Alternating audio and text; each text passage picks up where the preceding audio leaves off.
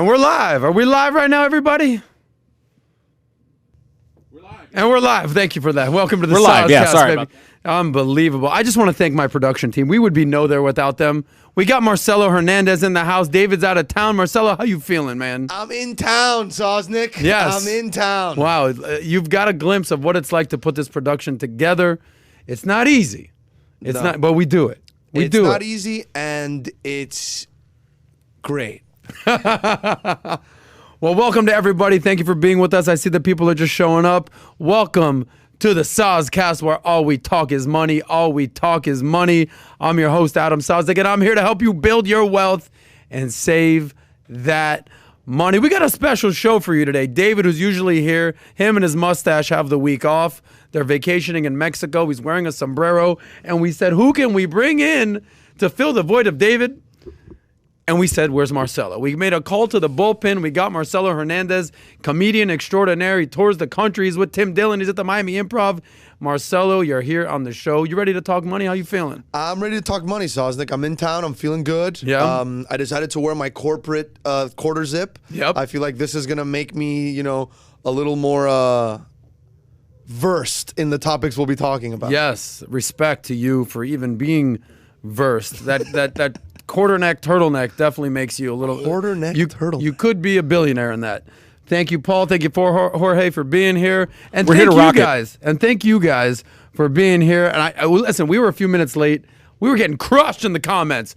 Soz late to his own podcast, late to his own Soscast. Crushed by what, Sosnick? I 4 don't know. comments? Yeah, come you on, know what? Sosnick. You know what? Don't get so hard on yourself. I won't be. Let's see who we got here. Javier in the house. We got TRC Turtles, like my guy out in their Dolphin River, Manitoba, Canada. Luis Alpha Hernandez, he's in the house. Rodrigo Bravo's in the house. Kuyasik in the house. Edgar Montero, did I say him? Josh Lang, let's go. Let's talk money. Marcelo, would you do me a favor? Would you take a look at these comments while I'm going through the topics? And you talk to the people. If there's a comment you want to see or something we need addressed, let's address it for the people. I will. I'll do that. Let's I'll do that for you. Young John in the house. He's cousins of Lil John. He's the young version of Lil John. He's in the house. Caleb's here. We got Caleb Box, superstar. The man. Recently engaged. My guy. Josh Lang in the house. Andres Hernandez.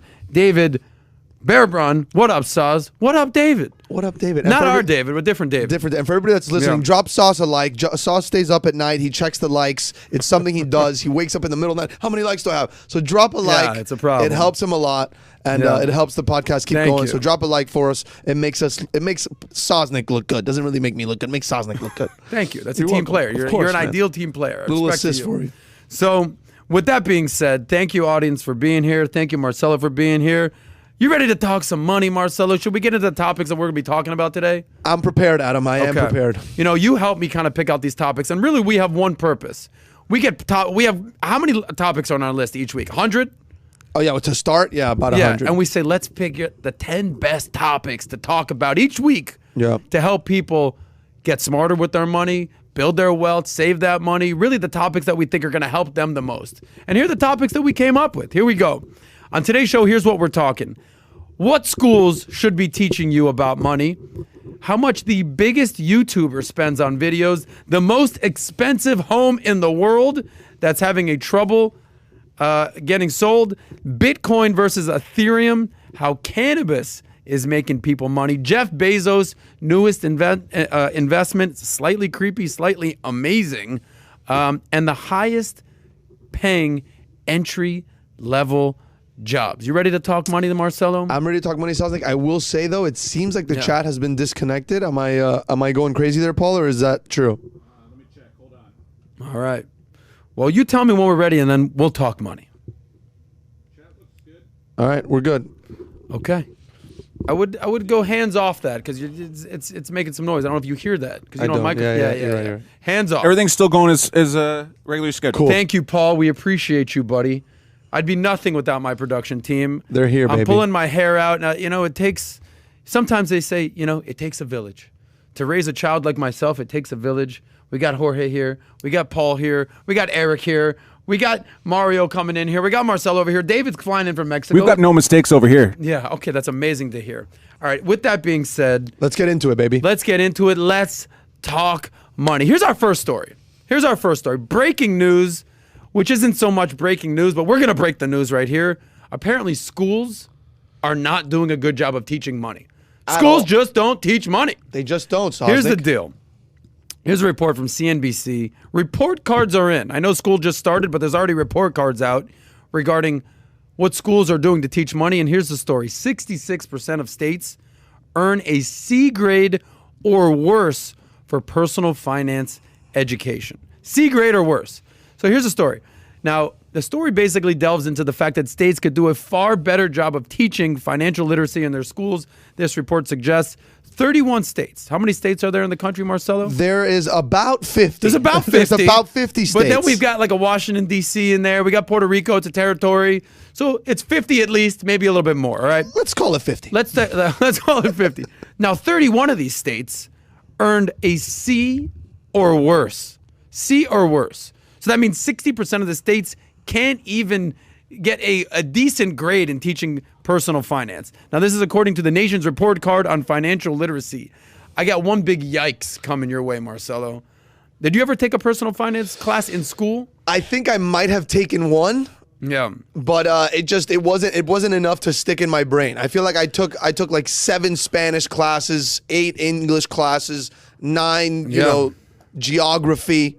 Well, what's crazy about you taking Spanish classes is that you actually speak Spanish. Yeah, I didn't need the classes. You didn't need the classes. My mom taught me the most important Spanish class. I did not take a personal finance class in school, which we'll touch on in a second. Anyway, here's what this report covers.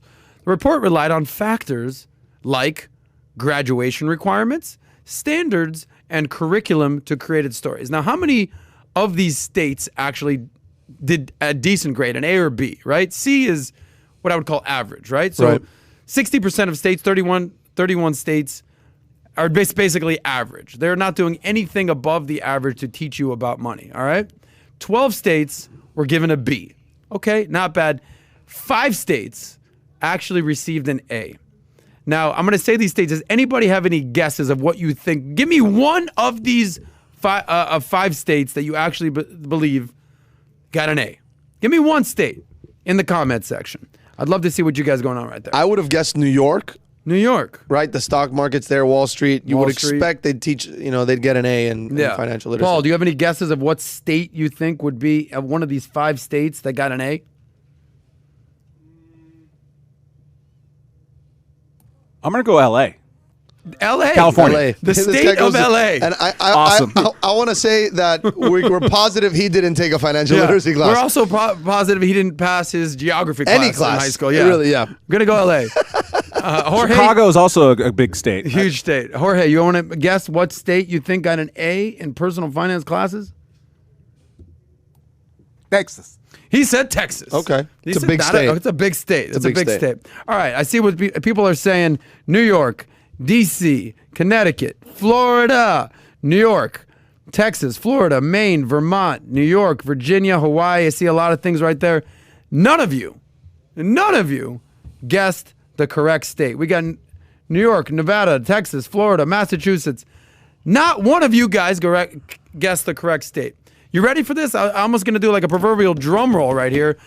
Just 5 states received an A grade. Here are the states: Missouri, Nebraska, North Carolina, Utah, and Virginia. Utah. Give me Utah. 2. Nobody guessed these states. Now, why are these states getting A's? Well, here. These states are mandating financial education from kindergarten through 12th grade and require a standalone personal finance course for high school graduation. Now, that's the way to do it. And I'm not in favor of mandates. If you've ever watched the PBD podcast, we're not like, you have to do this. Everybody likes choices. Everybody likes options. Nobody likes, you have to do this. I mean, you kind of have to go to school, right? Mandates of school. And you're going to have to deal with money someday or another. Yes, and if you want to avoid that, you're going to be not so good. I find it interesting, Sosnick. I find one thing quite interesting about this. Allow me to jump in here with my soprano voice. Yes. The one thing I do think is interesting is I could tell you who Hades is. You know what I mean? Hades from Greek mythology. Yeah, Hades from Greek mythology. I could tell you about him. I could tell you about a story about him. Yeah. But I have no idea how to do my taxes. I have zero idea how to do my taxes. I can't do them. I don't even know why. When the accountant tells me how much money I get back, I couldn't tell you why I'm going to get that money back. Yeah. And I think that's something these kids maybe should learn. Of course it is. Maybe we replace that lesson. Take out Hades, put in taxes. That day that you spend on Hades, let's talk taxes. What do you think about that, I think we should touch on that. Well, here, let's just finish the story, and then we'll have a little dialogue here. Give it to me. So those are the states that got an A. Meanwhile, there's 4 states or 4 areas that got an F. These guys are failing badly. Any guesses on those before we proceed? Any guesses on which states are getting an F in personal finance? Do you want to make a guess? I mean, I want to like get ahead of it. I think people are going to say Florida. I think people are going to say that, and I want to defend us. I think we don't. I don't think we get an F. Paul, name a state that got an F. So, to be honest, because I was doing multiple things when you asked the first time, Yes. I thought that was the question. So my answer for California, I thought California would get an F. Okay. So Paul's sticking with his L.A. Yeah. What state? L.A. Jorge, any guesses?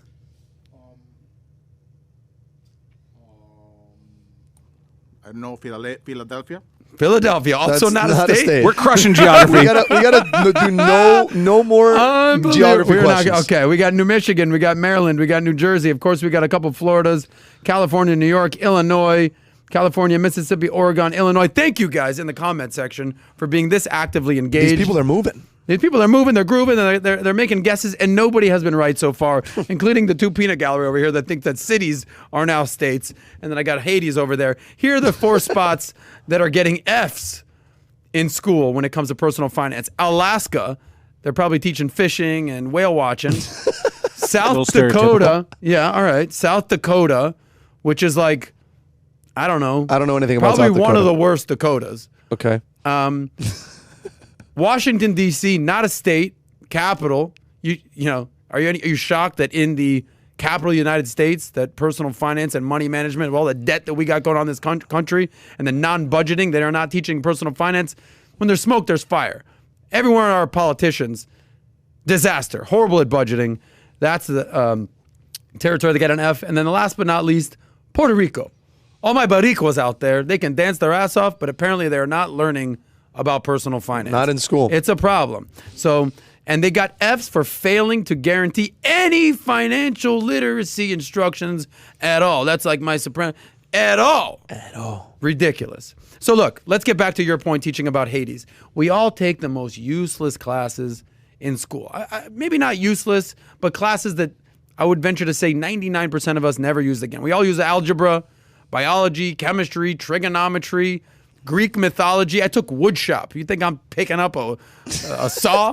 That ain't happening. Hey, the cool thing about woodshop is there's always one kid that starts to communicate with the wood. You know what I mean? There's like a kid that like this is his language. Yeah. You know what I mean? He's like, I had no idea me and wood are meant to be. Me and wood. So other than that kid though, you're right. It's not going to help. No. So this is actually the impetus for me starting my entire show. Was I never learned about money in school. I was a jack of all trades all throughout my 20s. I was a stand-up comedian. I was a club promoter. I was a nightlife guy. I dabbled in real estate. I was a teacher. I couldn't find my way out of a paper bag when it came to money. But then I got a job as a cold caller. And my first year, I made $5,000 in 1 year. I was broke as a joke. I was lucky to live on a friend who had a decent couch for me. Boom, my second year, I'm making 100 G's. Boom, financial recession hits 2008. I'm 28 years old. Freaking disaster. I don't know what to do, but I knew to save that money because everyone else was getting laid off around me. Let me ask you a question, Sosnick. Yeah. With some financial literacy behind you, when you were like in that young point where you were kind of a jack of all trades, yes. What do you think you would have done differently? No, there's nothing I would have done differently because I wasn't making any money. Right. But, you know. If you had a little more knowledge behind you. Oh, so here, let me say something. There's a difference between poor and broke.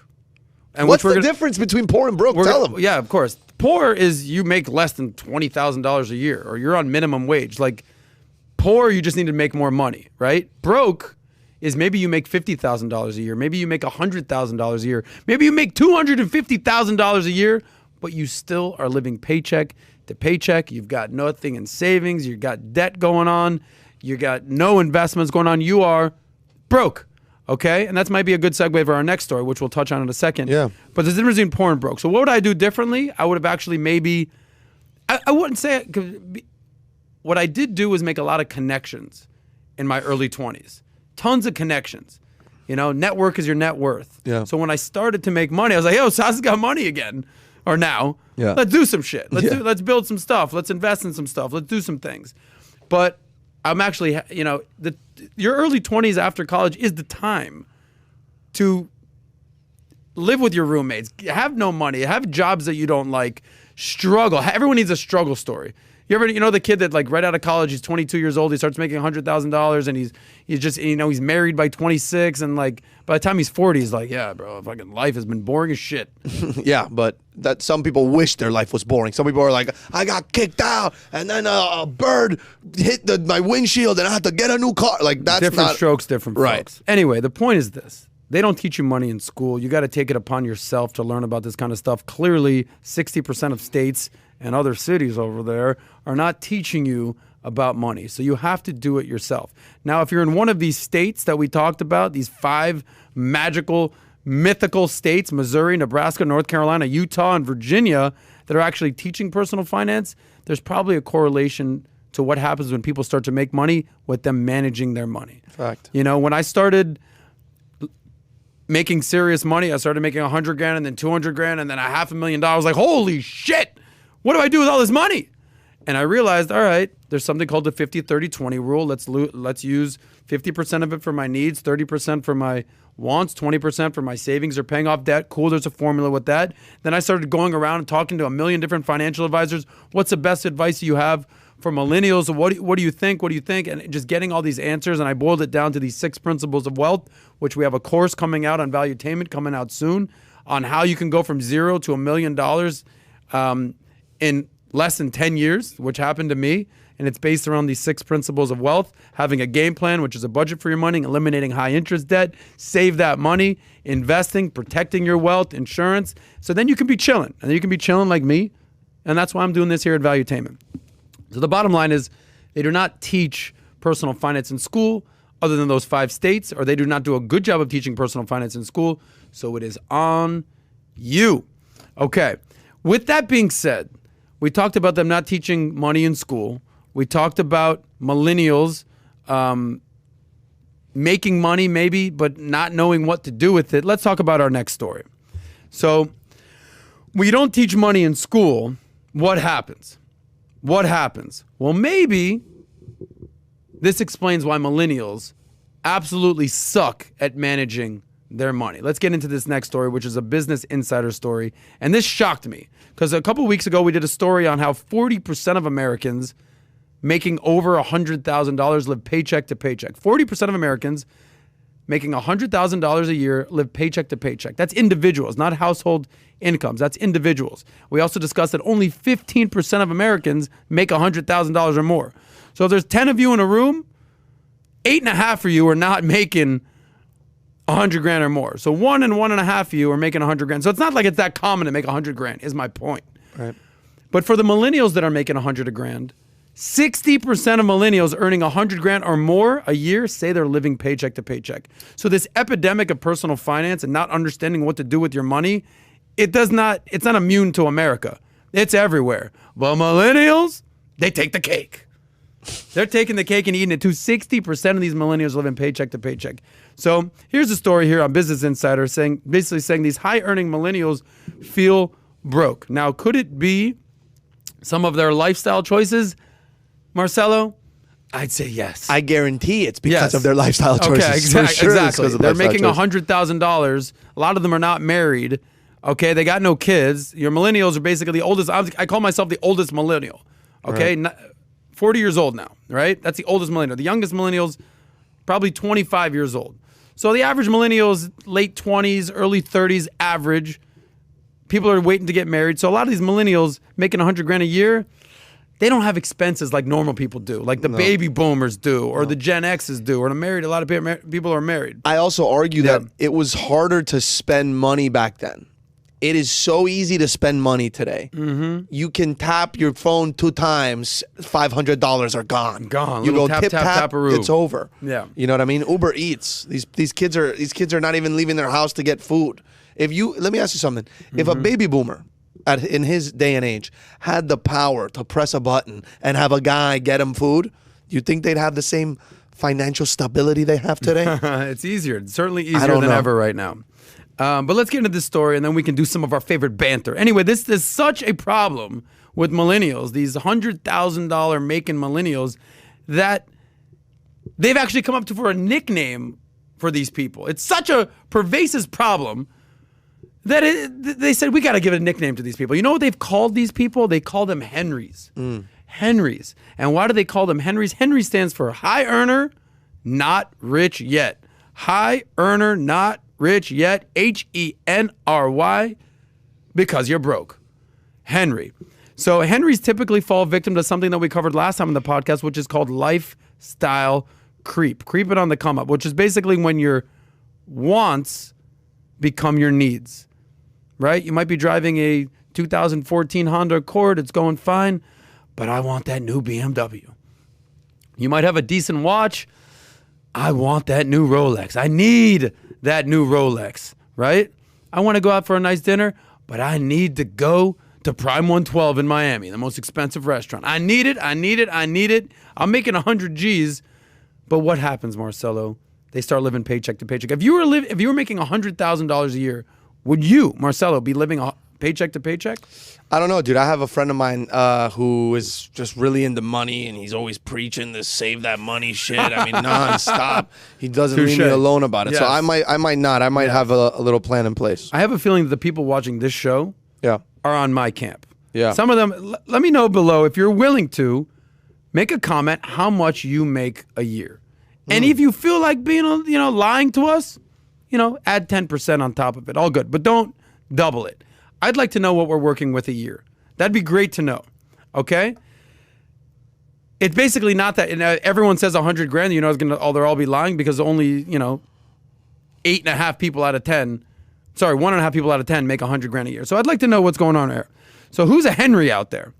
Be very honest in the comments. So basically, the problem is you're making six figures, and what we talked about, you should be good. You should be, as I call, chilling. The problem is the kids did the hard part. They earned the money, and they should be making enough to not only survive, but to thrive. The problem is making money is only half the battle. The other half of the battle is knowing what to do with the money, having offense and defense. We talked about this last time, where with money, it's not just the amount of money you make, which is your offense, is the amount of money that goes out the door, which is your defense, is your expenses, right? So every year in the NFL or in the NBA, there's going to be a team that leads the league in offense, and they might suck on defense. I use this analogy of the Phoenix Suns, Steve Nash, Amari Stoudemire, Sean Marion, the whole, Leandro Barbosa. They led the team in scored 125 points a game. Problem was they gave up 126. That's what's happening with these Henrys, these millennials making $100,000 a year, is they're making 100 grand and they're probably spending 110 because they're thinking that the good times won't stop. But you know something about the good times? They don't last forever. Right. And I think it's also they're rushing it. You always talk about how you're going to be 30, you're going to be 40, you're going to be 50. Yeah. A lot of people maybe don't realize that, and they think I got to live for the now. Oh, that YOLO mentality. Yeah. That's what's hurting them a little bit too. Right. I mean, remember, we grew up on YOLO. Baby boomers, they got YOLO later in life. These millennials, they grew up on YOLO. Drake was a big deal for us. Yeah. It's a big deal. That's the motto. YOLO's a way of life. How many millennials had YOLO in their bio at some moment in time in their life? A lot of them. Marcelo, do me a favor. Read some of these incomes. All right. Starting with Michael Lopez, if you scroll up. Yeah, or Josh Lang is making 55. Read some of these things. Yeah, we got people. 52, 50 Andres Hernandez, 500K, NGAIHAN, NG 90K, 70K, 95K, 45K, 82K from Jose Aguilera, David Duarte doing great. Sajadit Shinde, 139K. TRC Turtle Island, 150K. Samuel Teddy, $40,000. Fabian Perez said he's 19 years old. That doesn't have really anything to do with this, but that's fair. I appreciate you, Fabian, just telling us your age. It's good that he's here, right? At that age, learning about money. Learn it. Good Learn to be it here. now, Fabian. 70K, I got cheap rent, expensive car, and expensive food. Travel is a must. you know, and at the end of the day, I still feel short on cash. I mean, that tells you everything you got to know, huh? He got the expensive car, expensive food, and travel is a must. Chris Martinez, maybe you should, you know, take it back a notch, save a little money. Maybe this lifestyle creep seems to be happening to him, huh?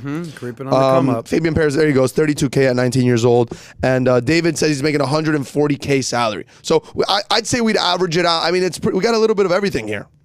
Yeah, we do. And respect to the people out there making money, and respect to the people that are just telling us the truth. Thank you. You're only lying to yourself if you're making these comments. I don't, you know, whether you're making 80 grand or 60 grand or 120 grand, I don't care. Congratulations. Obviously, there's only two ways to have more money. There's two ways, right? You can make more or you can spend less. That's it. Offense and defense. So there it is right there. And you know that they say is that only 20% of personal finance and money management is knowledge, right? Knowledge can only take you so far. The other 80%, behavioral. We all know that you should have a budget. Right. We all know that debt, especially high interest debt, is bad. We all know save that money. I've been saying it for 5 years straight, a million times a day. Okay? We all know that you should invest. Where should you invest? I don't know. The riskier stuff has a higher reward. The less risky stuff, lower reward. We all know that. We're all familiar with crypto. We all know the stock market. We all know real estate. We know these things are just, are you doing them? So that's the bottom line. So put it this way. If you're making 20, 30, 40 grand, I've been there. I've been that guy, okay? It's not easy. It's not easy. Get a roommate, okay? Limit your expenses and start to make more money, okay? Amen. If you're making 100 grand a year, if you're making 500 grand a year, I've also been there. Understand that you might not always make that income. Not everything works out forever.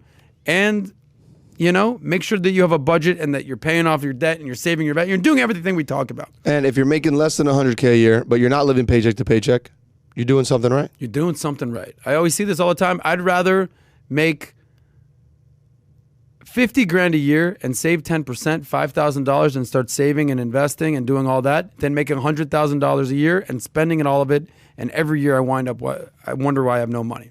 Anyway, my advice to you Henrys out there is get it together. Get it together, because it happened in 2008. It happened in 2020. You never know what's going to happen next. And that's the reason that you save for the long term, because you might be 20 now, but you're going to be 30, and you might be 30 now, you might be 40. The good times don't last forever. And use that saving and use that compound interest, the eighth wonder of the world, to grow your money. Anyway, Marcelo, final thoughts before we move on here. You know, lifestyle creep is real. A lot of people are noticing it, and nothing, man. Try not to live that YOLO lifestyle. Believe it or not, probably Drake himself doesn't live that YOLO lifestyle. He's probably saving a lot of money, doing a lot of investing. That is very true. And Marcelo, you're 24 now? 24 years old, yeah. 24 years old. Yeah, the future looks bright for you, buddy. Thanks, man. Anyway, keep tracking those comments. See if there's anything you want to give a shout out to. But now it is time for our wild money moves of the week. Every week we cover some wild money moves, and when we see them, we go, what the hell is going on here? And here, this story is actually pretty wild. When I saw this, I said, hold on. Back up a second. So here's the story. So there's this guy, MrBeast. He's on YouTube. Right, okay? He's huge on YouTube. We're pulling him up. This guy. Jimmy Donaldson is his name, a.k.a. MrBeast. And he was recently on the Logan Paul podcast called Impulsive. And he revealed something very shocking. So basically, this guy, Jimmy, I think he's number 1 on YouTube, maybe number 2. I think Ryan's World is right up there. But this guy, Jimmy Donaldson, MrBeast, earns about $24 million a year. He's got just shy of 50 million subscribers. He's got 3 billion views on YouTube. The guy's a beast. He's Mr. freaking Beast. Anyway, he talked to Logan Paul about what does he do with the money, Marcelo? What does he do with the money? Let's find out what he does with the money. So he gets onto the Logan Paul podcast, and he basically saying how much he spends on his YouTube videos. And if you've ever seen his videos, it's ridiculous. It's insane. He's like always getting in a box or something. He basically goes on to tell Logan Paul that he spends $4 million to make his videos. And Logan Paul's like, hold on, what? Back up a second. So let me just frame this conversation. So he's 23 years old, by the way. He's a year younger than you, which makes you want to almost throw up in the mouth a little bit. Yeah. So he appears on the Impulsive podcast with Logan Paul. And Logan Paul asked him very directly, dude, are you a billionaire yet? And Mr. Beast looks at him and he's like, no, I'm actually probably the poorest person in the room. They're When like, it comes to cash. when it comes to cash, he goes, you know, maybe on paper I'm, you know, rich, but at actual cash, I'm the poorest person in the room. And I think Logan Paul's like, what the fuck are you talking about? What are you talking about right here? And he basically says, well, look, if I make $3 or $4 million a month, I just spend it all on my videos or on Xbox. And Logan Paul, shocked, confused, flabbergasted. He's like, hold on, what do you mean? You spend $4 million on YouTube videos? What the fuck? Yeah. Which is basically the same question that I have, and I'm sure we all do. And he's like, well, you know, yes, $4 million a month in total on all my videos. And Logan Paul is absolutely flabbergasted. And he says, Mr. Beast basically says, look, I go all out on my videos. I don't know if there's anything we can show with this guy. This guy goes all out. I don't want to get anything taken away. I wouldn't right do there. that. Okay, we won't do that. That's We the will voice not of do that. God Okay. right there. Anyway, I was going to we do it. won't I was show going that. to We do it. I won't was do ready. that. I'd do anything for these people, Sosnick. I will Yeah. do anything for them. Yes. I live for the audience. Respect to you, Marcelo. Anyway, he makes $4 million a year, and apparently he spends it all on his business. So what's the point here? You make $4 million a month, okay? What's 3 times 12? That's $36 million a year. Yeah. 4 times 12, that's Yeah. $48 million a year. This guy is a YouTube sensation, okay? And he spends it all on his videos and apparently on Xbox. I'm sure, you know, we also got to give him some credit. Like, I'm sure this guy's got some investment. I mean, this guy, he's got to be doing something. He's not living at his mom's house anymore, right? I do not think so. I hope that, okay, number one, respect to you. Let's just get a few things out of the way. Respect to Mr. Beast. What he does is insane. And his earnings, Insanity. they say it's 24 million in earnings. The guy is absolute beast, or as you like to say, a savage when it Savage. comes to YouTube videos and making money. My 8-year-old nephew asked me, have you ever met Mr. Beast? No, I haven't, but the guy is an absolute savage. I hope that if he's doing this much with Xbox, maybe he's taking a portion of his income and investing in Xbox stock. Something like that. I hope so. Right. Here he says, in one of this thing, he says, we literally have razor thin margins and then just reinvest it all. So I feel like he's just going from video to video, you know, reinvesting it all. But he's probably like, you know, like an athlete that spends all of his game money. Yeah. But then he keeps all of the, you know, sponsorship or it's actually the opposite. They'll spend their sponsorship the money. endorsement money. Exactly. They'll spend their endorsement money, their sponsorship money. they They'll keep the spend game that, checks. But they'll keep their game. That's what Gronk basically saying. He's never touched a game check. He Right. just spends his sponsorship money. So I think this guy has that mentality. Yeah. Like, I think he spends all of the earnings from YouTube. Yeah. And then he actually, like, Look, the keeps- guy's crushing it. Let me give you my 2 cents on this. If you're making that kind of a money, all right, what I would do if you're making 25 million a year, 30 million a year, what I would do is say, all right, I love what I do. I absolutely love it. The fans love what I do. Everyone that watches my videos is shocked. I get billions and billions of views and comments. And I would continue to reinvest in my business and not stop, because unlike an athlete, this guy can go till he's 100 years old doing these kind of videos. It's not like his knees are going to go out and he can't do a video.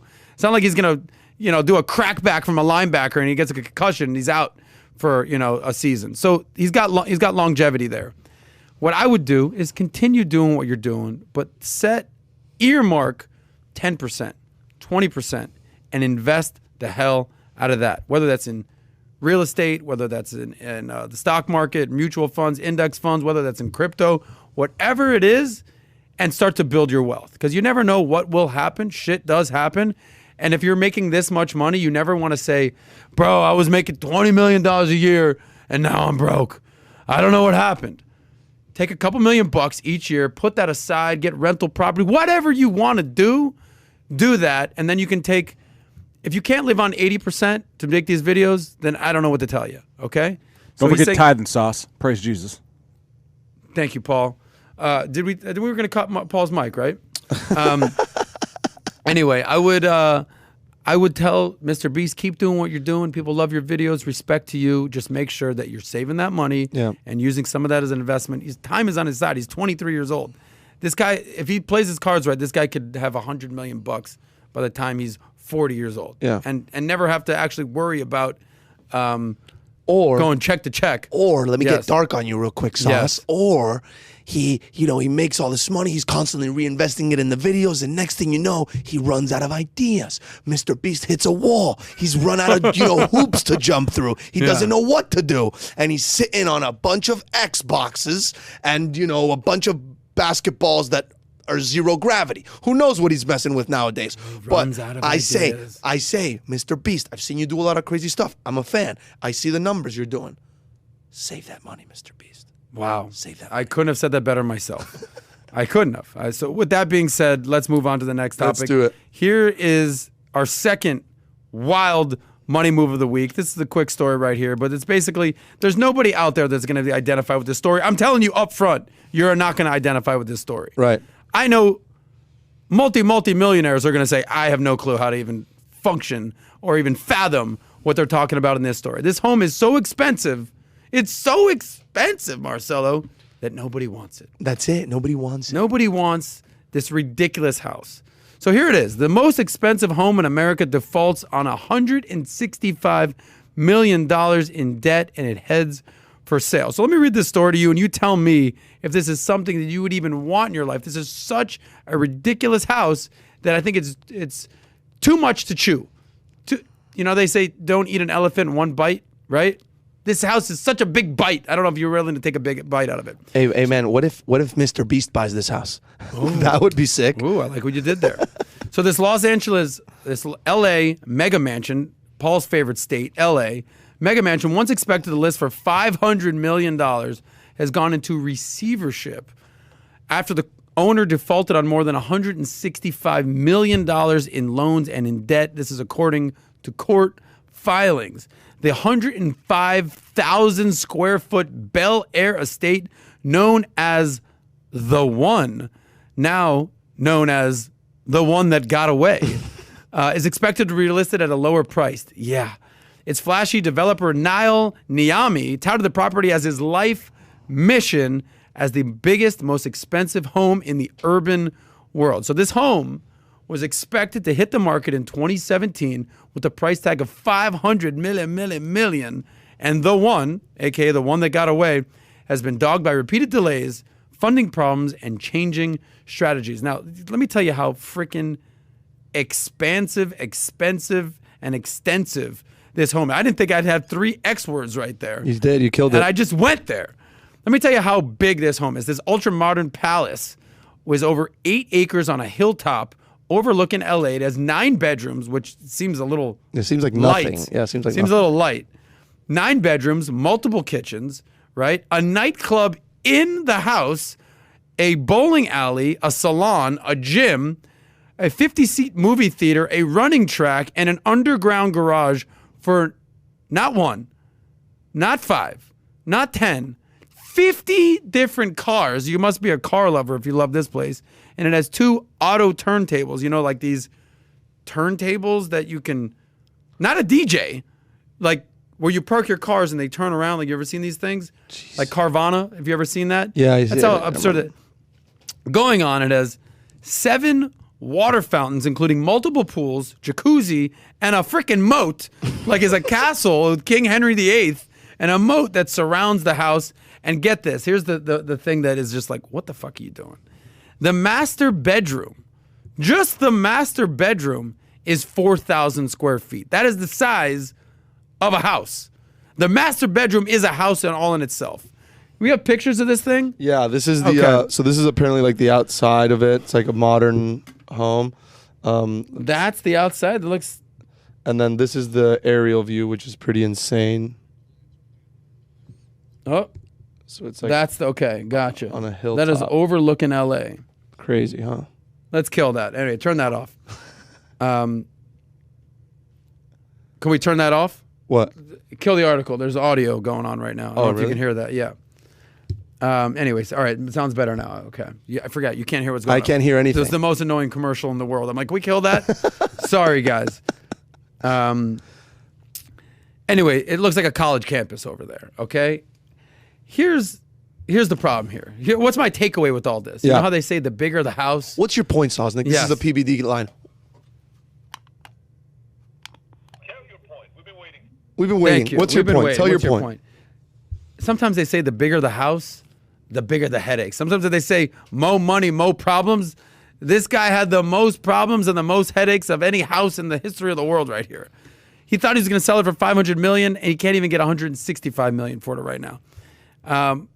It's kind of insane. Marcelo, I know you wanted to use some analogy. It's kind of like dating a girl, whatever. Yeah, it seems to me like a a hot girl that's got a lot of baggage, like it looks beautiful from the outside, but once you get into, the brick and mortar and what's behind the big French doors, you notice that this is actually more problems than benefits. Yes. I imagine it's a beautiful home. I imagine walking through this place is a dream, but I don't think anyone would take if I bought this house, my first thought would be, oh no, I just bought this house. Yeah. It would be a big problem. So yeah, it's a scary commitment to make. I mean, I don't have $100 to spend on a house, let alone $500 million to spend on a house. Yeah, well, I think it's a good sign that nobody. If there was some bidding war going on, I'll give you 500, 510, 550, 600. Like that's like what?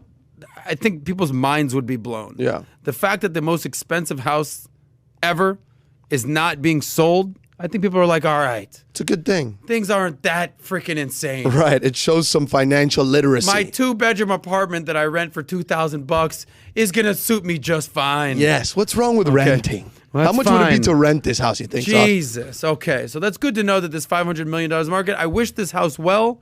I would love to party there. Right. I would love to bowl there. I would love to swim in one of its pools there. I would not like to keep up with the maintenance. Yeah. The maintenance every year, I would guess, is probably Disgusting. $1 million. On Disgusting. maintenance. Disgusting. It's insane. Anyway, owning a house like that ain't all that it's cracked up to be. Save that money. Good job to anybody that has a lot of money that didn't buy. Good job to MrBeast, because MrBeast makes a lot of money. Yeah. Good job to him. To most of these guys, like all these billionaires, like Jeff Bezos. Jeff Bezos was making like $20 billion driving a Honda Civic. Like this is not where you want to live if you're a real rich person. Speaking of Jeff Bezos, we got a story coming up about Jeff Bezos. If you're just tuning into the SOSCAST, all we talk is money. We're helping you build that wealth, and we're helping you save that money.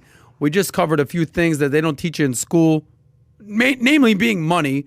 We talked about millennials making $100,000 a year, known as Henrys. High earners, but they're not rich yet. Henry, right? We talked about MrBeast and what he does with the paycheck. He spends that money and hopefully gets it right back. And we just covered the most expensive house in the world right there. And Okay. Adam, let me just get you woke to something right now in the comment section. There's a big discussion going on in the comment section. This is what people think you should be driving. This is a car that people think you should be driving. Do you want to know what they're saying? Yeah, what is it? So people are saying that you should be in a Honda. Some people think you should be in a Tesla Cybertruck. Valuetainment says, I see Adam in a pink VW Bug with 20-inch wheels lifted.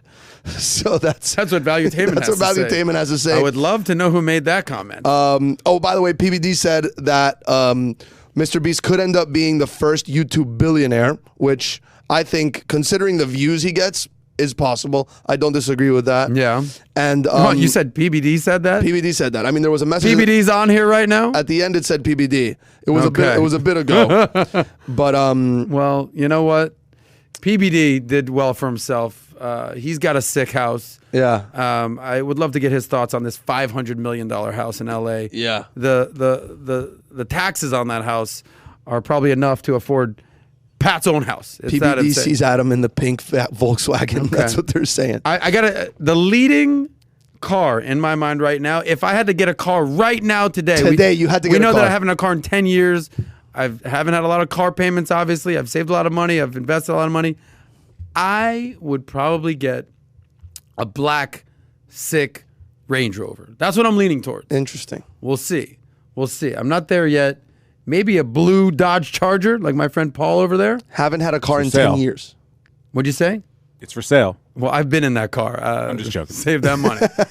Anyway, and Marcelo, at 24 years old, you've got a pretty sick, Mercedes. That Yeah, your father shout out to my father. Yes. Anyway, time to move on. Speaking of these $500 million houses, people are doing well out there. People are doing well. People are saving that money. People are investing money. Here are 10 things wealthy people who used to be poor have learned about money and they're sharing it with you. Let's go real quick. It's almost like a top 10 list. People that used to be poor, but now they're wealthy. Here's what they want to share with you about money. Number 1, everything costs more when you're poor. Buying things in bulk is cheaper, but when you're poor, you're not buying toothpaste multi-pack. It's too much up front. All right, so this is a principle we've heard before. That's why people go to Costco and get ketchup packets, bottles of ketchup for the year, or they get deodorant for the year, toothpaste for the year, because they're going to, need it all year. I think Mark Cuban always talks about this, right? Absolutely, yeah. Big thing. Buy in bulk. Buy in bulk. So that's number 1. You know how old people, they say, I don't even buy green bananas, right? Right. If you, Paul, I'm looking at you. If you need 2 packs of deodorant, you go ahead and splurge. Treat yourself. Hell yeah. All right. That's my guy. So that's number 1. Everything costs more when you're poor because you're buying single items rather than the multi-pack, the buying in bulk. Number 2, the difference in quality between cheap crap and the middle range is often far larger than the difference between the middle range and the very expensive, even though the price gap is about the same or more. All right, let me break this down for you. If you're going to buy a belt, right, and you get 3 different options: the cheap, shitty belt, $5, right, middle range, decent belt, $50, and then you got the most expensive belt, $500. What they're saying is, split the difference, buy the one in the middle. Because the cheap one is so janky that you're going to have to buy a belt, next month. right. And now you're buying a new frickin' belt. And the $500 one is so expensive that it's not that much better than the $50 belt. So the point is this: split the difference. Go in the middle. You don't have to buy Gucci. It doesn't need to be a $500 belt. You don't have to go get a Louis Vuitton belt. Shout out to our guy Bernard Arnault.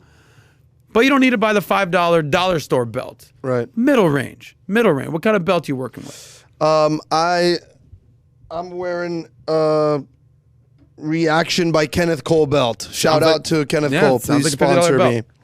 All right. So split the difference. Don't buy the cheap one. You don't have to buy the most expensive one. You don't have to buy the name brand belt. You can just get something decent that'll do the trick and literally just keep your pants up. There it is. All right, number 3. We talked about this earlier. A bigger house means bigger headaches. I always ask friends of mine, on a scale of 1 to 10, people that own homes, how much you love being a homeowner. How much you love being a homeowner. And the answers vary. Sometimes I'll get 8, 9s, 10s. And sometimes I'll get, dude, I hate it. 2.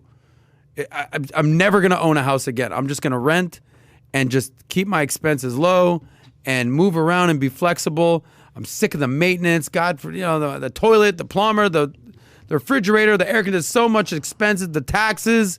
Okay, it's not that easy. So I ask people this all the time. The answers vary, but a bigger house means bigger headaches.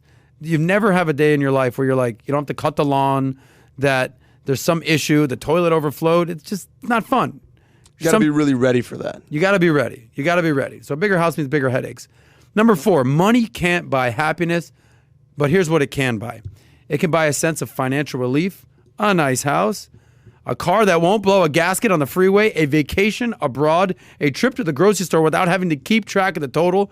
That's awesome. And a full tank of gas instead of just $20 at a time, and so on. So you work hard, you make this money, so you don't have to look at the price tag for everything. But if you're smart, you'll look at the price tag, make sure that you're not spending too much. But anyway, money can't buy happiness, but it can buy a lot of other stuff. That's number 4. Number 5, this is advice, by the way, that people who used to be poor are giving after being wealthy. Number 5, the real currency is time. The real currency is time. Real wealth means having the time to enjoy life without having to worry about the money. We've heard this a million times. We'll say it again. Time is money. Our friend Gerard talks about it's not income. It's hours of your life to earn the income. Okay? If you work your ass off, you're working time. Time. It's not necessarily the money. The real currency is time.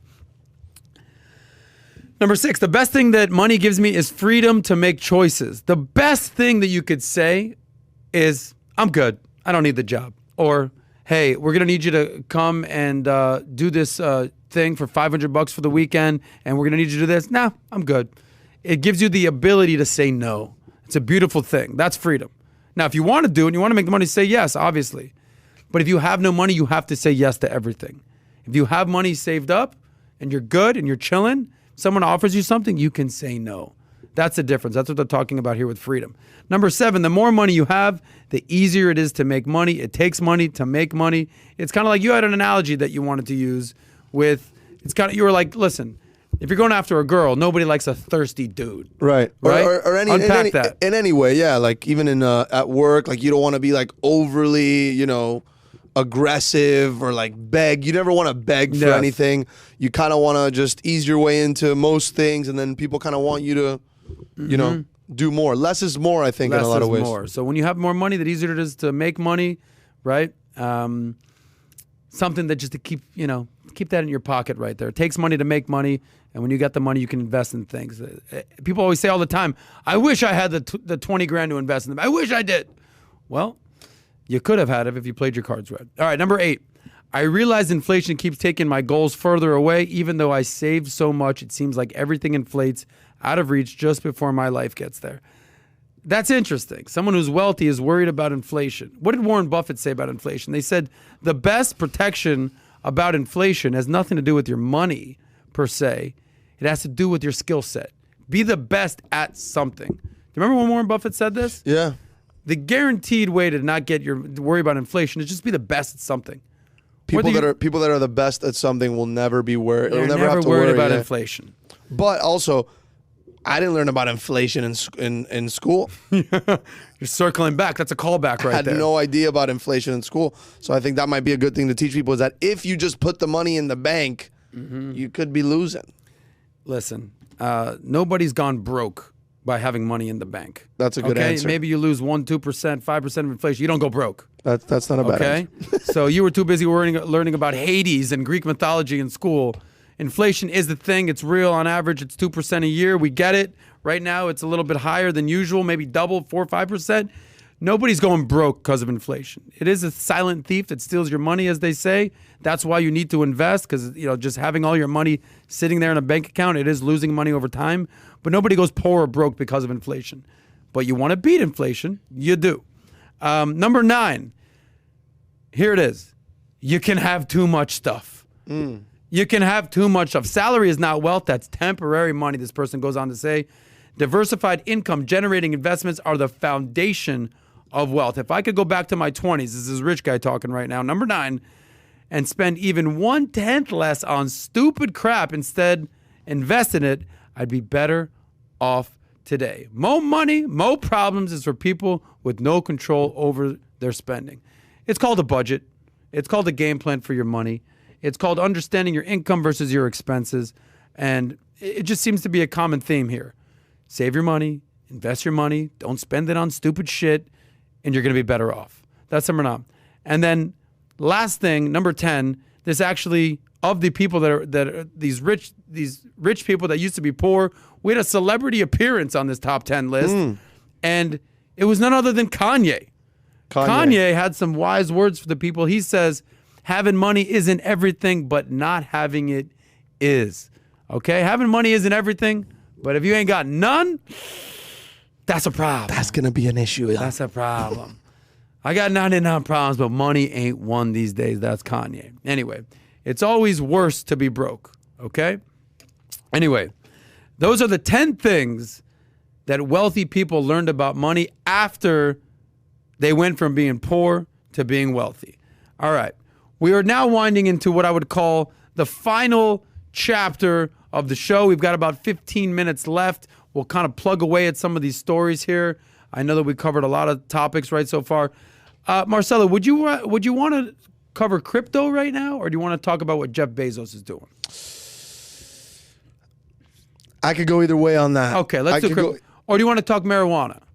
I could go. I think we can leave. Because one of those we're gonna have to table. Yeah, I think we could leave. We could leave marijuana. Okay. I think we could leave marijuana for maybe episode 8. Okay. I think let's hit on either crypto or Bezos. Let's talk crypto and Bezos, and maybe we don't talk marijuana. All right, I'm with it. I'm with it. All right. This is our crypto corner segment of the week. Every week we try to find a crypto story that maybe can help you make some money in the crypto scene. Shout out to everybody watching right now. I thank you, Marcelo, for watching the comments. So here's what people are talking about these days in the crypto world. Everybody knows about Bitcoin. Everybody knows about Bitcoin. All right? but how much do you know about Ethereum? So I went to a Bitcoin conference and I asked people a couple different questions. There was a Bitcoin conference in Miami. I asked them to name the top 3 cryptos. And by far and away, Bitcoin was number 1. It wasn't even close. Number 2 was Ethereum. You know what number 3 was?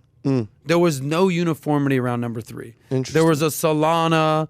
There was a Dogecoin. There was a Cardano. There was a lot of love spread around number 3. But for sure, Bitcoin was number 1 and Ethereum was number 2. So here's a story on Ethereum. This story from the Motley Fool is basically saying, forget Bitcoin.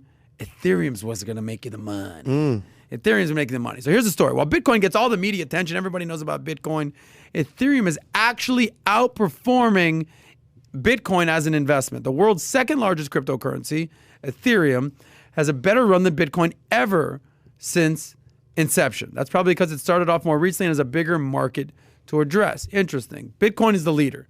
Bitcoin's the OG. Bitcoin's the godfather. Ethereum's like, all right, I'm going to be second. Okay? Basically, the best way to look at it is Bitcoin is like Facebook. Ethereum is like Instagram.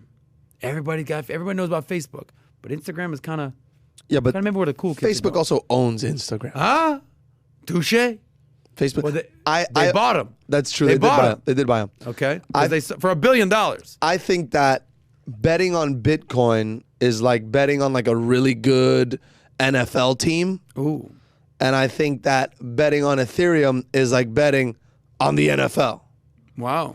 Because it feels like Ethereum is just like, I want these currencies to exist. And then Bitcoin is like, I am the currency. Wow. You know? Yeah, I say that all the time, is that investing in a single stock is like betting on the Patriots. Right. Or the Jets or the Bills. Investing in an index fund is investing in the NFL. So I like that analogy right there. Yeah. I like that analogy. I think Ethereum is the index fund. Let's touch more on these Ethereum. So basically the Bitcoin community, and there's a community out there that loves crypto, loves Bitcoin. They basically settled on the primary use for this new asset, this Ethereum. Basically saying most investors consider Bitcoin to be digital gold. You hear that all the time. It's gold, but it's digital. It's gold, but digital. All right. And so what's the point of gold? It's a store of value, right? If you're worried about inflation, you invest in gold because it stores your value. It's non-duplicatable. It's non-fungible. I'm not sure why I'm using a Tony Soprano voice for that, but it seemed appropriate. Anyway, Ethereum isn't trying to displace it. It's basically saying, we're not trying to compete with you, Bitcoin. We're not trying to compete with you, gold. The project, much like what you said, has broader ambitions and is trying to replace the entire internet with decentralized applications and smart contracts. You hear that all the time. It's a smart contract. Right. It's a contract that's pretty smart. That contract's got pretty high IQ. I don't know. That contract might end up at Harvard or Yale. That's a Yale contract right there. He's a Harvard. So that's basically what's going on there with these smart contracts. And that's what Ethereum is basically doing with their blockchain. So the target market is traditional bonds, cloud computing, sharing economy, and social media, which is a much bigger market than gold. So Bitcoin competing with gold, Ethereum is competing with the stock market, almost like what you said right there. So let's just talk a little numbers here and we'll get some final takeaways. So it's a smaller asset class, we get that. So that's maybe why the returns are better. So year to date, Ethereum has delivered over 212% compared to Bitcoin's 47%. That's this year, 2021. Over the past year, Bitcoin has appreciated by 300%. Ether is up 700%. That's over the past year. The first numbers were just for 2021. So the law of large numbers is at play here, which is why Ethereum is likely to keep outperforming. So we talk about this all the time. 5%, 10%, 2%, 20%. Take a percentage you feel comfortable with and get involved with crypto. 100%, way too aggressive. Yeah. Way too aggressive. 0%, way too conservative. Way too conservative. Okay? Dip your toe in there is what you're saying. Little dipsy-doo, Dunkaroo, with Megan Thee Stallion was talking about it. She's dipping her toe in there a little Dip bit. your toe in it, family. Right? Don't be shy. So I like that right there. The water's fine. Yes. I really like your analogy, Marcelo Hernandez. Bitcoin is like betting on a team in the NFL, whereas Ethereum is like betting on the entire NFL. So it's interesting. So if we can, and Marcelo, watch this because we're going to move on to our next story. Thumbs up if you are actively investing in crypto. If you hold any crypto whatsoever, throw a thumbs up in there. If you own even the smallest little Dogecoin out there, put a thumbs up. If you're like, look, I have not invested in any crypto right now. Zero. I'm not saying I won't. I just haven't done it yet. Throw a thumbs down there in the comment section. Edgar We can do Montero. that? Edgar, yeah, throw a thumbs up, guys. And Edgar Montero wants to know, how much Ethereum do you have, Adam? Oh, wow. I don't have any Ethereum. I've invested in Bitcoin. Okay. I've invested in some altcoins, shit coins, as they say, you know, go for the moon. And I've invested in an NFT platform. I have not yet invested in Ethereum. But after reading this and learning this about this, maybe I take a little closer look at Ethereum. I'm thinking about it now. Good. I'm thinking about it now. The best investment I ever made in crypto, to be honest with you, wasn't so much an asset purchase. I invested in a person who became a bigwig in the crypto community. You're playing with that again. I invested in a bigwig who basically, my best friend, he said, look, man, I'm a believer in this crypto thing right now. I'm in between jobs. I think this crypto thing is going to work out. This is probably in 2017. Give me 50 grand. Let me get started in this business. I want to start investing. I want to make a career out of this.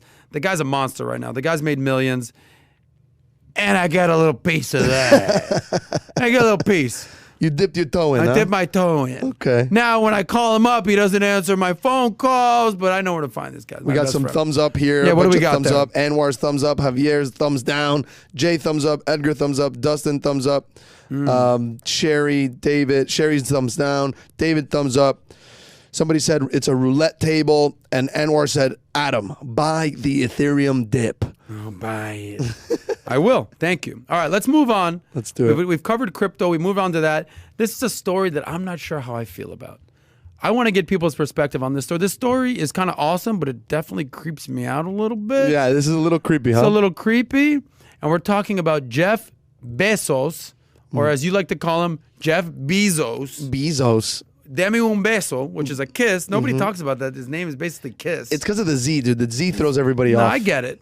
His newest investment and how Jeff Bezos is planning to bet on longevity and living forever. Also, by Okay. the way, for a Miami guy, the least Miami guy from Miami I've ever met. Yeah.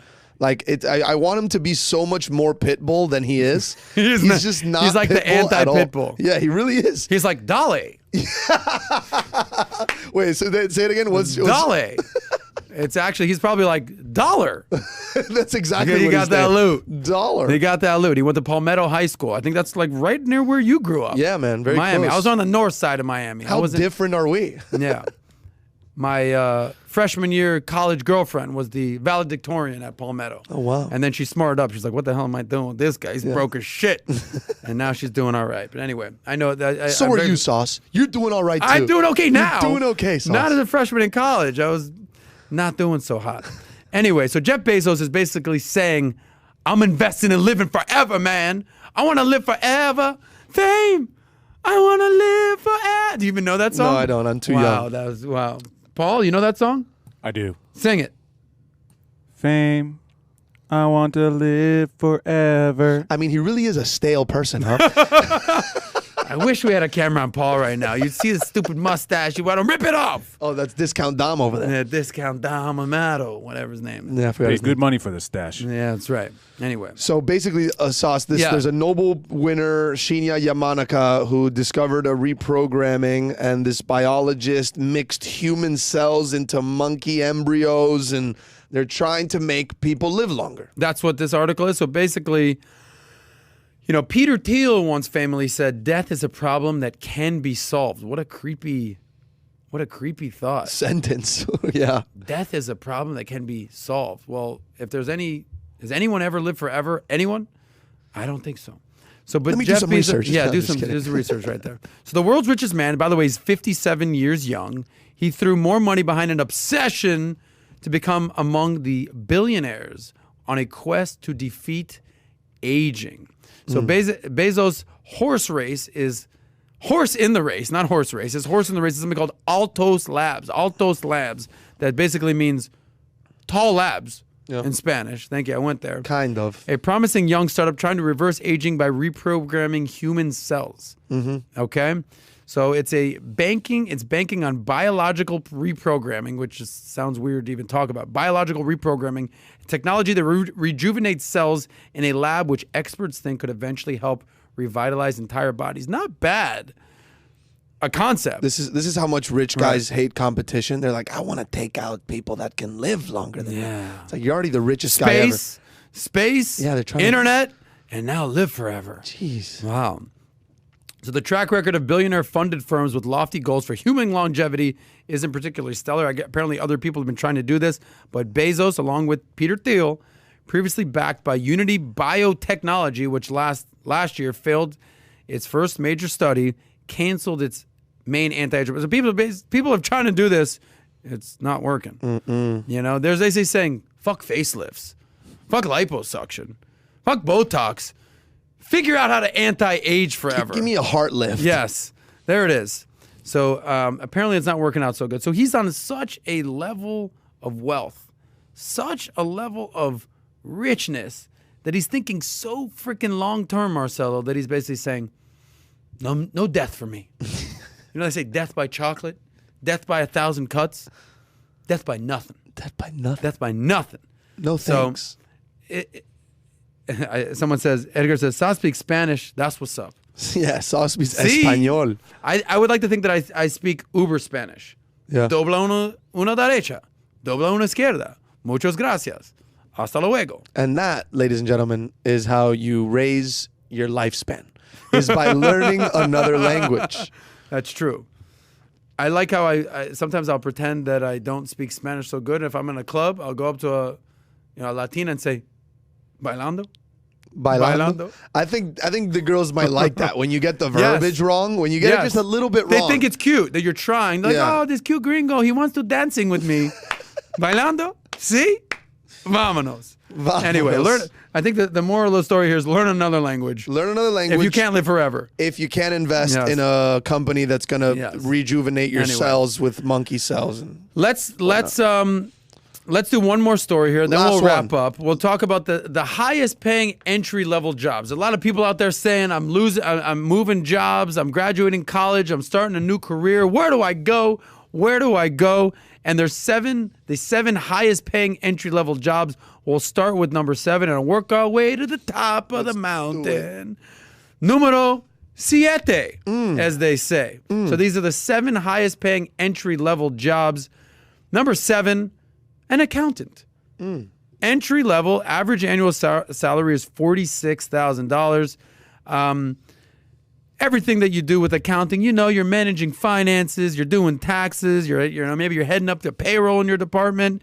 You're doing all that kind of stuff like that. There's pros and cons with that. You have any quick thoughts on what it's like to be an accountant? I can say that it's probably not the most exciting job ever. No, it's not. It doesn't get your heart beating fast. And at least not my heart beating fast. You're a numbers guy, maybe. But you know, you start somewhere, you work your way to the top. An accountant, number 7 on the list of best entry-level jobs that pay the most. 46 G's, not a bad place to start.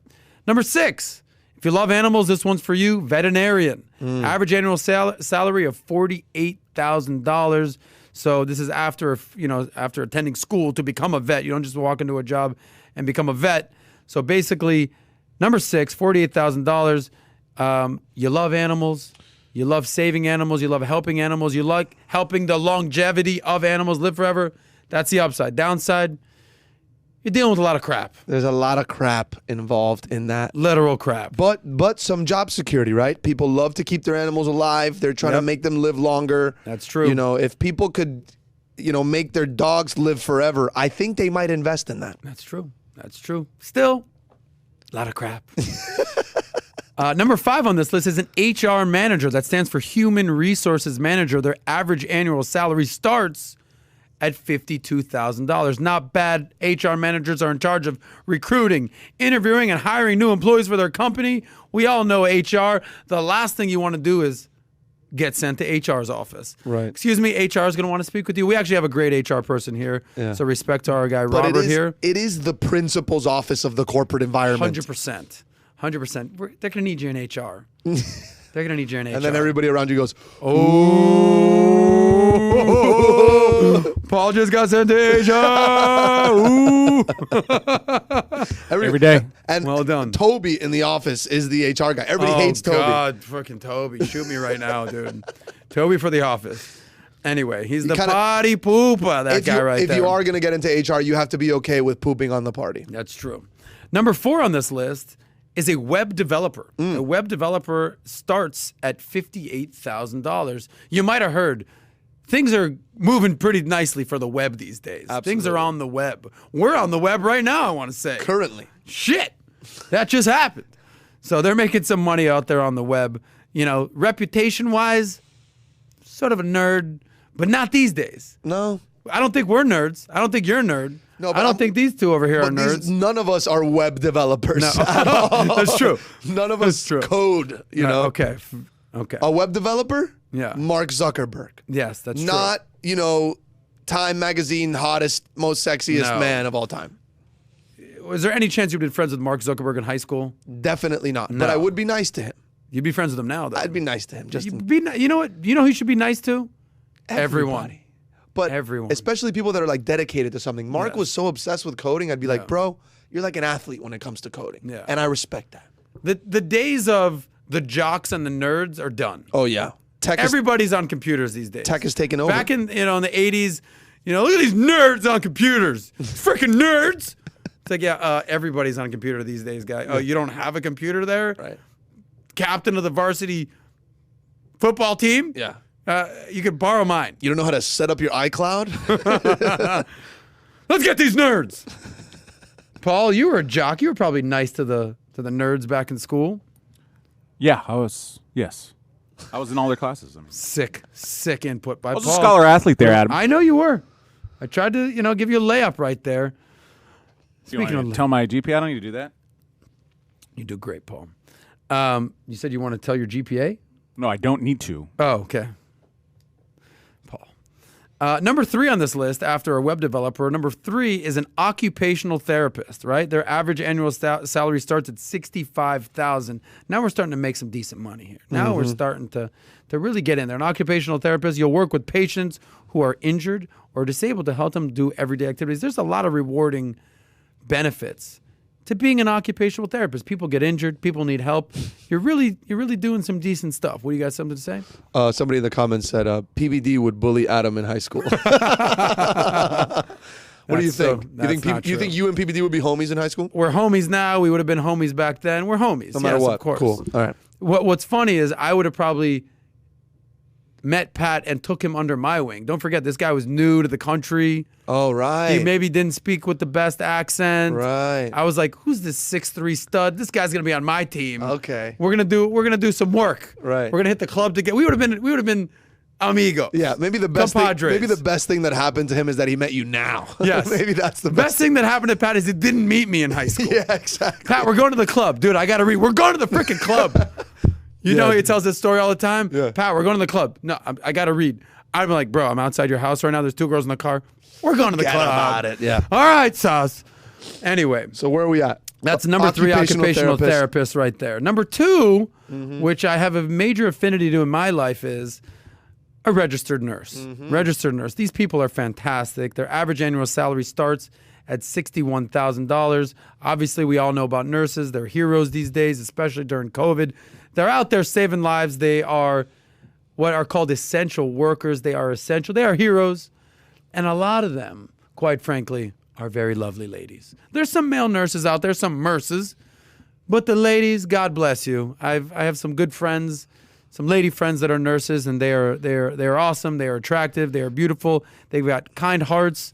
They do it all. They look good while doing it. God bless the nurses. I got a soft spot for nurses. You're a guy that likes to be taken care of, is what it seems like here. Not bad. Nurses. All right. So you're helping people, you're saving lives, and you got some good job security. And number 1, and it's not even freaking close. Yeah. So number 2 was a nurse who starts at $61,000. Number 1, drum roll, I don't even know what the hell this is, but damn, they're making money, is a data scientist. A data scientist starts entry-level position making $93,000 a year. That's a lot of money. They're killing it out there. A data scientist helps a company strategize the next steps by analyzing data and industry trends. Now, here's the big question.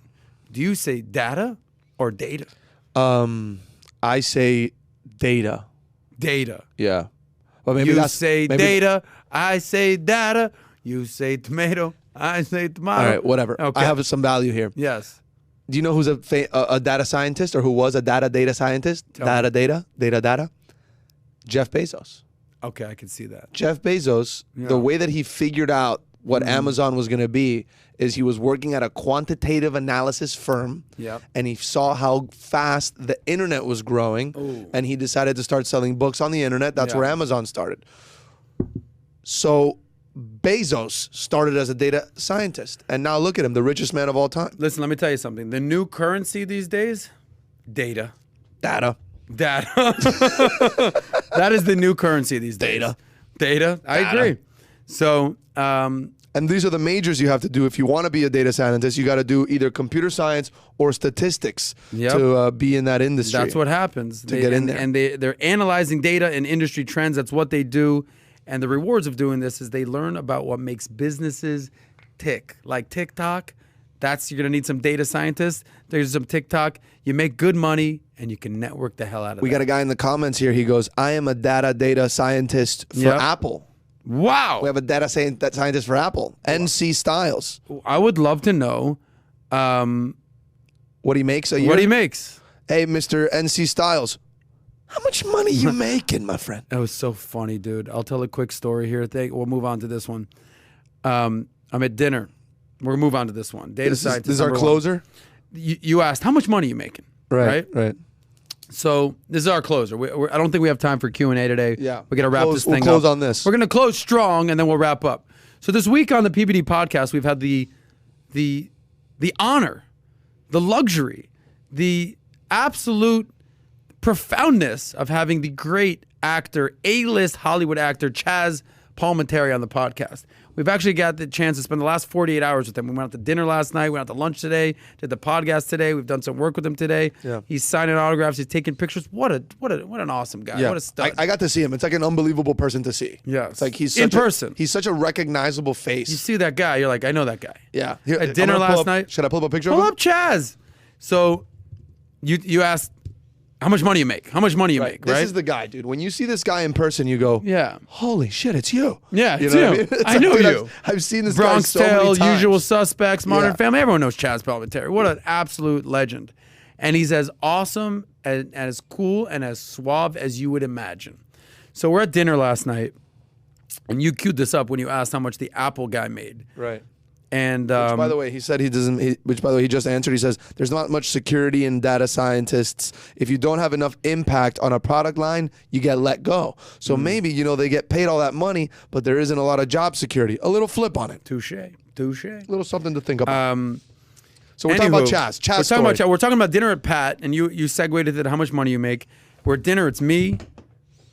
Well, let me use the correct terminology. It's Pat. Right. It's Chaz. It's Gerard, Mario, and myself. We're having dinner. It's a meeting of the minds, right? And Pat, head of the table. Chaz, guest of honor. Gerard, director. Adam there, really for the attainment, and Mario there for the consigliere role. And a guy comes, and Chaz is basically saying, "Look, I get approached a lot. People come up to the table. It's kind of annoying. I enjoy it, but there's an approach that you need to use. There's a way to do it." And as he's telling the story, a guy comes up to the table and he goes, "Hey, Pat, right?" Oh no. Pat goes, "Yeah." He goes, "Hey, you're the other guy in my neighborhood with a Shelby." Pat's got this sick truck, this Shelby. And Pat goes, yeah, you're the other guy? He goes, yeah, I thought I saw you here. I didn't know if it was you. I didn't want to be rude. Is it cool that I came over here? Asked permission. Pat goes, yeah, how you doing? Whatever. And they start talking about how they got this ridiculous Shelby truck. I'm not a car guy. I don't know. Pat's truck is ridiculous. People, cream their pants when they see this goddamn truck. It's amazing. And he goes, I got the same truck as you. And so we're having dinner, and is it cool if I share the story? Oh, yeah, sure, buddy. What's up? And Pat goes, hey, so you live in my neighborhood. How'd you make your money? Just like that. Chaz goes, whoa, what? We're all like, hey, what's going on here? They asked us to PBD. Yeah, not, hey, what do you do for work? No. Pat asked this to the guy. Oh, gosh. He's like, I live in your neighborhood. I got the same truck as you. Pat goes, nice. How'd you make your money?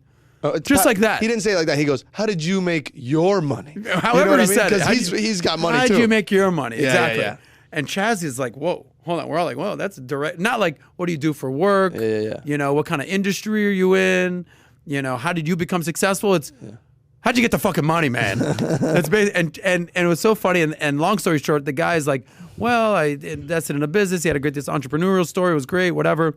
And then he goes, side note, Chaz, small world, I actually auditioned to play C in the Bronx Tale. Random story.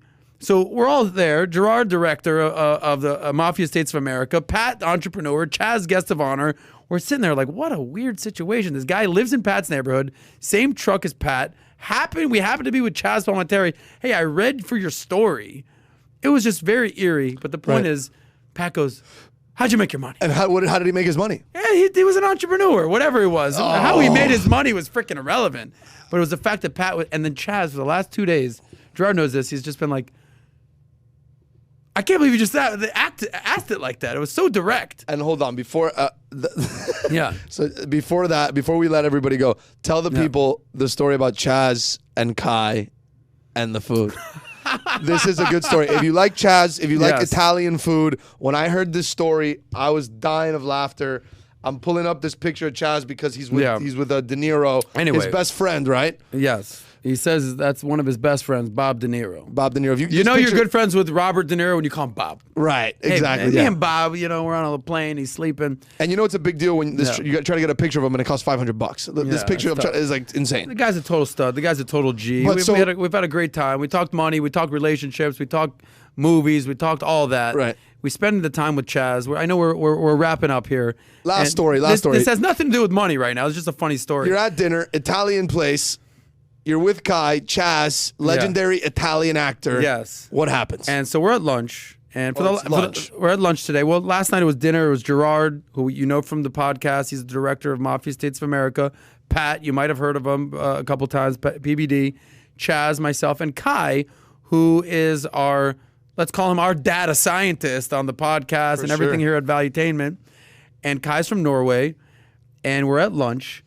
And we all order our meals. Everyone's doing it. And Chaz is sitting right across from me. Pat's at the head of the table. Gerard's on my right. Chaz is sitting right across from me. And over there on Chaz's left is Kai. And Kai orders the spaghetti bolognese, some spaghetti dish. Spaghetti bolognese. And Chaz, he's eating his lunch. And he looks over. He hears like ching, ching, ching, ching, ching, ching, like cutting something. Chaz looks over at Kai, and he goes, "The fuck you doing? What are you doing?" Like offended and disgusted and just disrespected all in once. And Kai goes, "Oh, I'm cutting my pasta with a fork and knife." Cutting your pasta. I think initially, later on in this story, he was kind of joking. Initially, he's like, "Get this fucking guy out of here." What are you doing? Get the fuck out! Like, who is this kid? We're like, forgive him. He's from Norway. He's a young guy. You know, maybe he's never had pasta before. Guy's like, no, I have pasta all the time. That's how I cut my pasta. Chaz is like, I don't know. Like, you are disrespecting my great grandmother from Sicily in front of my very eyes right now. Yeah. He's like, you take the spoon. You take the fork. You'd use the spoon as leverage to twirl the fork to eat the pasta. He's basically explaining, and he's just like, I'm PBD in the house from today during lunch. So Chaz was very disrespected. What's that? The Russian girl's waiting for you. Oh, God. I talked to her. She's good banter. Thank you, Kai. Yeah. Thank you, sir. You want me to bring her back here? I don't know. Do you want to make an appearance on the podcast? I've been making an appearance. We've been hearing speaking it. to us, yeah. We've been hearing it. This pink VW bug on 20-inch wheels.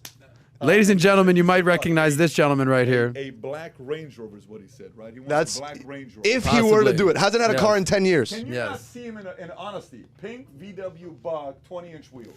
Yes or no? That's pretty hard if you think about it. I'm pretty intimidated right And now. by the way, MrBeast, first billionaire on YouTube. Can you imagine? I believe it. First billionaire YouTuber. Man, the views are insane on that it's guy. insane. He's crushing it. And by the way, I know you were saying that, at one point you're going to run out of ideas. It's endless on what you do. There's a bunch of different things you can give away. Right. I don't think he's going to run out of ideas. Right. And That's my only worry for him. he's a vision guy. He's so creative. And the people behind closed doors that are working with him, we had a chance to meet a couple of his team. We did a Zoom with them. Yeah. I told you that, right? Yeah, they know yeah. what they're doing. These guys are legit. So I would not be surprised if this guy becomes the first YouTube billionaire. Think about it. I mean, just think about it like a LeBron is now a billionaire, right? Yeah, he's about to be a billionaire. It's like $850, $600, $700 million. Yeah, net worth. right. They're saying he's going to be the first active basketball player to be a billionaire. MrBeast could be the first. He's only 25 years old. How Not old even. He's 23. 23. He's younger than me. He's born in 98. 10 years, 10 or 15 years, the guy's going to be a first YouTube billionaire. PBD called it, ladies and PBD gentlemen. Could be called wrong. it. Could be wrong. If he doesn't make a big mistake, gambling, drugs, anything stupid like that, I think he'll be the first YouTube. And you think it's a good idea? He reinvests the way he's reinvesting in his videos, the $3-4 million a month. Love what he's doing because that's thinking. That's like a business guy that reinvests Yeah. into the company. Yeah. There's very big risk in what he's doing. Right. Yeah. Big risk. Very big risk in what he's doing. But long term, can you imagine? Like, you have now 300 videos that billions of people keep watching, keep getting paid on that. Right. It's gonna pay him a lot of money. So. PBD, we gotta have we gotta have PBD back again, huh, Sauce? One more time, huh? You want to explain yourself, Kai? Kai, why did Anyway. why did you cut up your pasta? today? Listen. Today is a special day. We have Chaz Palminteri. Pat just crashed the podcast. Try to defend it. And now Kai is going to defend himself from eating pasta with a fork and a knife. It's all about efficiency. You cut it up and you can eat it faster. You don't have to swirl every time, and then when you swirl, sometimes you get too much. So you just cut it up and you pick some chicken, you put some spaghetti on there, and you eat it. Let me give a counter. Let me give a counter here Okay, real quick, go ahead. Adam. When you're having lunch with Chaz Palminteri, Yeah. you forget about efficiency. You think about who you're sitting with, and Yes. you show some respect. Exactly. That's all I have to say. I'm dropping the mic. All right, so Marcelo, if I would have ate spaghetti No, normal, that's a mic drop. You don't get to argue No, back. Marcelo. That's a mic drop. but listen, if I would have eaten spaghetti normal, would this have been a story? No. Okay, Yes, all right, that's yes. fair. That's Well fair. played. Well, as I said, the conclusion to lunch. Now we're wrapping this up. This has been awesome. Thanks for Pat for dropping in. We got Gerard back here. We got Kai. The conclusion is hopefully Kai has learned his lesson. Right. Hopefully Kai has a little freaking respect Something. for the legend of Chaz Palminteri. And 50 years from now, when Kai's got grandkids, he's going to say, you know how I learned to eat pasta the right way? Chaz Palminteri, Sonny from the Bronx Tale, saw me clickety clanking, cutting pasta with a fork and knife, and showed me the right way to do it. So Kai now has a story, and now we all have a story. What an episode. Wow, what an episode. We didn't expect that drop in. You dropped a mic on Kai. I did. It's all about respect. Thank you guys for sticking with us. Unfortunately, we're not able to get to Q&A today. I see a Ask lot some of questions for the next one. Maybe yeah. there's some questions in the comment section that we can answer right now. I don't know. The next episode will be pre-recorded, so if you have Yeah. some questions, we'll definitely be doing some Q&A on the next Yeah. episode. So Hope you're ready for the next episode. Yay. check on Sauce's Instagram. He'll be making an announcement for more questions. Yes, of course. Thank you guys for sticking with us. Thanks for our production team. We're sticking with us. Thank you, Marcelo, for filling in for David. Hopefully he's having a great time in Mexico. And thanks to all of you guys for being a part of the SOSCAST. We appreciate you. We do this show for you to help you build your wealth and save that money. And hope you've been value-tained in the process. So we will see you probably... we'll do a show next Thursday, but it's going to not be live. We'll see. We'll see what's going on right there. But anyway, enjoy the weekend if you're seeing this. And remember, as always, to save that money.